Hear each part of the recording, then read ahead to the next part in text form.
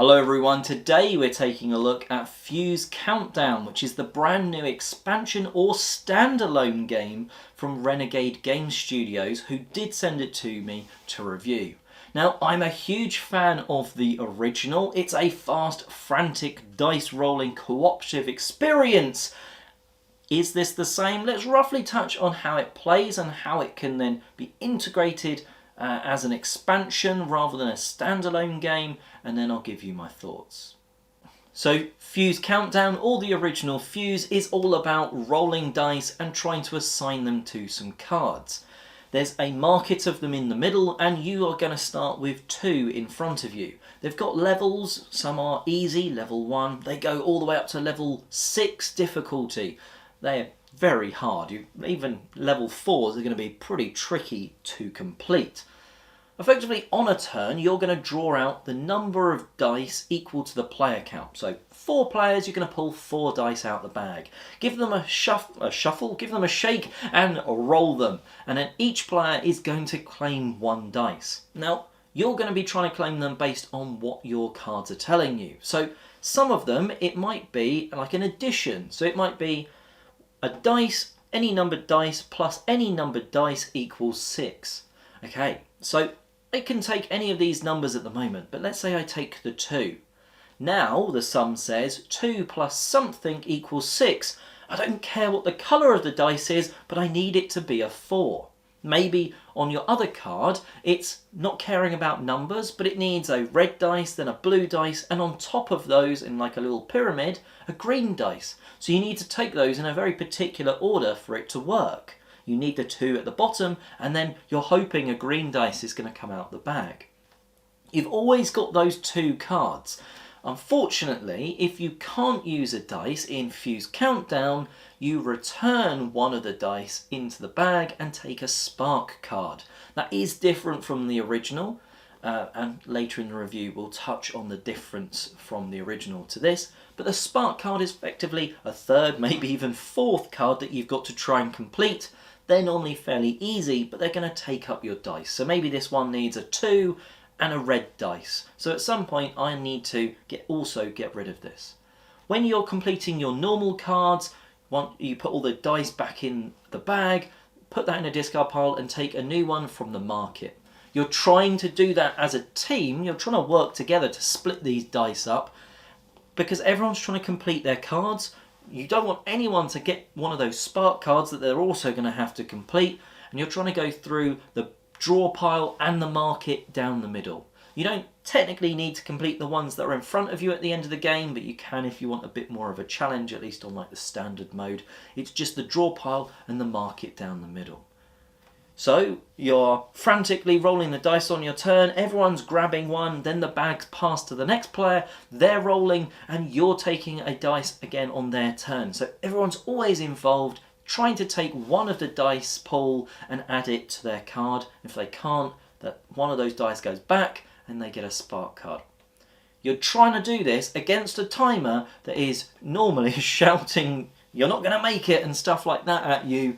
And it's a really tension-filled 10 minutes. And that is Fuse Countdown with that new stuff of the sort of spark cards. You're also going to have some other bits which I'll touch on in the review, such as like player roles. So we'll talk about that in a little bit. But that's just going to make each player have their own special little ability that often triggers when they're rolling the dice. So that's pretty much how you play Fuse Countdown. It is fast, frantic, and rolling those dice, trying to beat the timer to beat that sort of market of Fuse cards down the middle. If you liked the original, I think you are very much going to like this as an expansion or as a standalone product. The slight difference between the two, the original plays up to 1 to 5 players, whereas Fuse Countdown plays 1 to 4 players. But they can be combined, again we'll touch on that in a little bit, to play with a much wider player count. One comparison that I'm going to draw straight away between the two is that this feels like harder and easier at the same time than the original.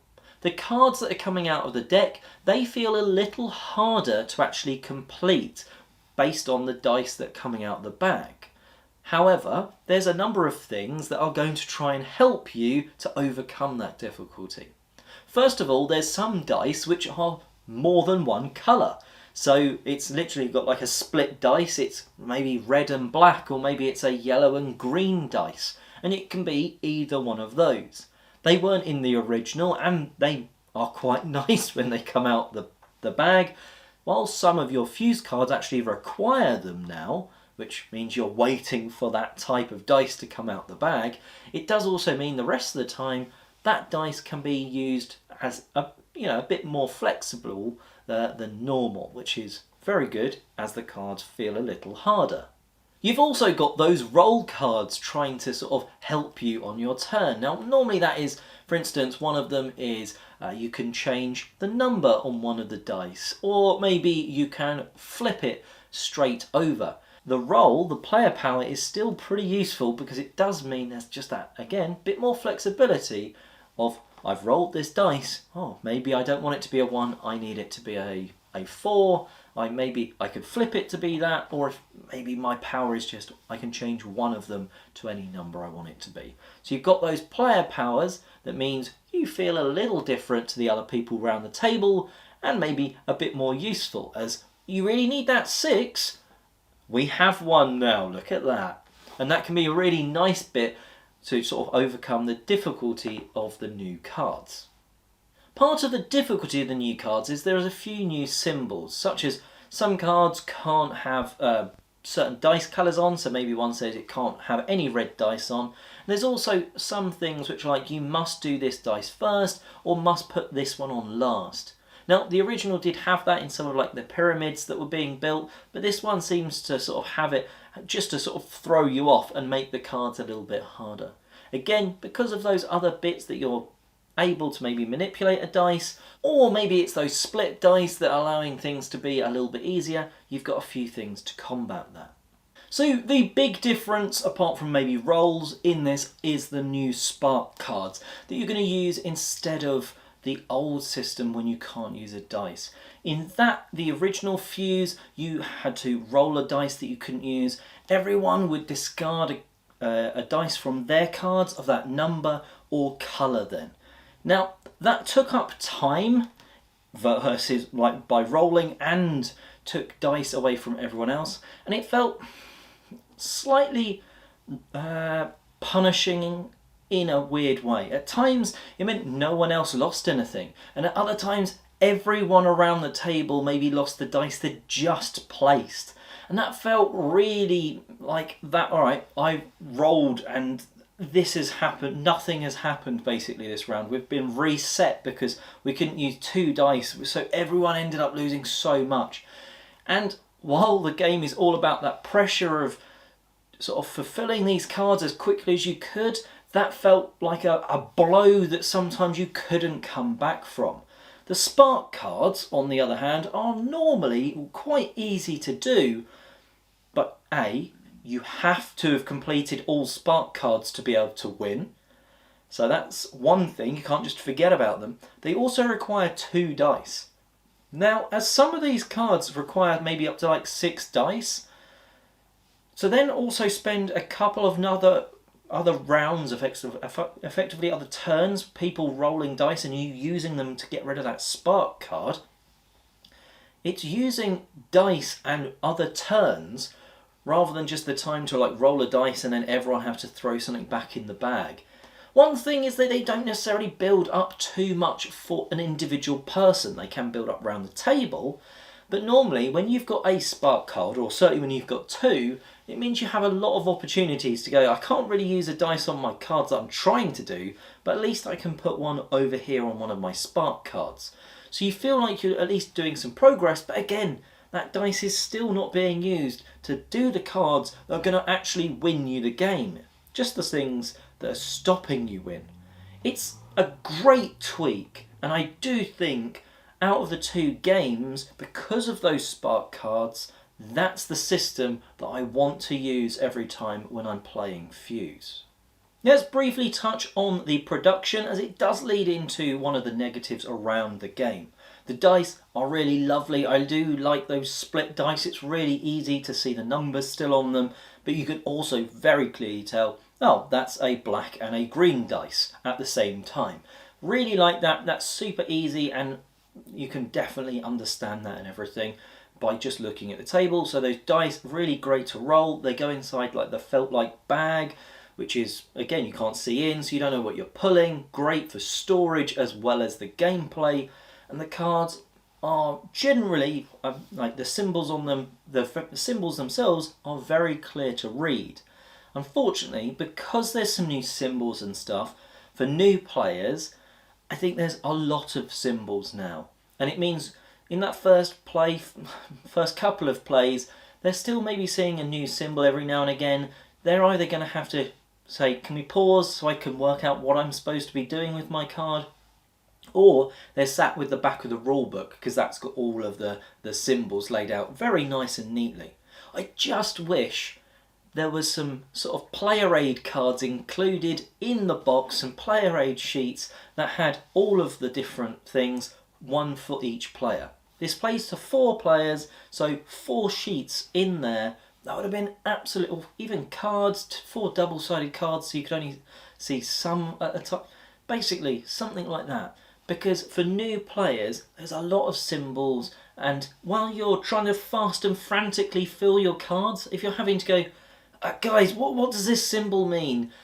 You're not doing the fun part of the game, which is playing. You're trying to learn under a very pressured environment of, we don't have time, just put a dice down sort of thing. And you kind of feel like you're maybe going to let the team down if you're doing that too much. And that's not what you want new players to think of or feel like. And if there's only one, they can have the back of the rule book. But if there's more than one and they're not sat next to each other, well, one of them's probably going to suffer a little bit when a new symbol comes up. Right, now let's talk about actually combining them, because that's one of the things this is. It is a standalone expansion, and you're going to enjoy it as a standalone game, but you can also use it as an expansion to the original. Is there sort of enough in this if you've got the original Fuse? I think potentially yes. You've got those player roles, which are, universally normally liked, everyone having their own little ability to sort of make things, twist things up, mitigate a little bit of the luck. That new spark system, absolutely fantastic, would always be using that. And those split dice, a lot of fun. Harder cards maybe Fuse-wise in this than the original, so you can sort of maybe pick your deck if you don't want to shuffle them together, so you can have maybe an easier or a slightly harder game. And the big thing here is that the original played up to 5. You had that 6th player, you maybe could fudge it, but it kind of was very much built for 1 to 5. With this, it plays up to 9. I don't think I can see myself necessarily going up all the way to that player count. But 6, maybe 7, but you can now comfortably do that 6-player mark without fudging the original rules, because they are included in here. And the good thing about Fuse is that even on other people's turns, you are included, because they're rolling the 6-player game 6 dice each turn. You've then got to take one of those dice. So yeah, maybe you don't get the buzz of rolling the dice quite as often, but you are still very much included in each and every turn. You've got to take something, or in this, you'll get a spark card, and then you can't win until you get rid of that spark card, or you've got to have it gone by the end of the 10 minutes. So while it is seen as a standalone game that you can very much buy and enjoy, I think fans of the original are going to enjoy the new additions in this enough to sort of warrant going, yeah, I'll get that, because I can then shuffle in the cards. I've got those cool split dice, the new spark system, which is definitely an improvement, and generally there's enough in there to be an expansion. And I like that they did make it standalone, so new people could just go in, pick this up and enjoy it straight away. And that's where I sit on this. I think it's a great, slightly harder version of the original. But still, it's that fast, frantic dice rolling, trying to shout, I need the 6, I need the 6. Someone else going, that's the only one I can take as well. And you're like, what are we going to do then? Who's going to take the spark card? Who's going to take the card? Well, mine finishes one, yours doesn't. Okay, let's do that because we can get those dice back in the bag. I can take something from the market, and that is the main aim. Finish that line. Finish the market line. Deplete the card deck and win. Defuse the bomb, I think, in time is the general idea. And Fuse Countdown does seem to ramp it up and take things to the next level in just the right ways. That's Fuse Countdown, and please check out other news, reviews and stuff on the channel. Until then, until next time, have a great day gaming.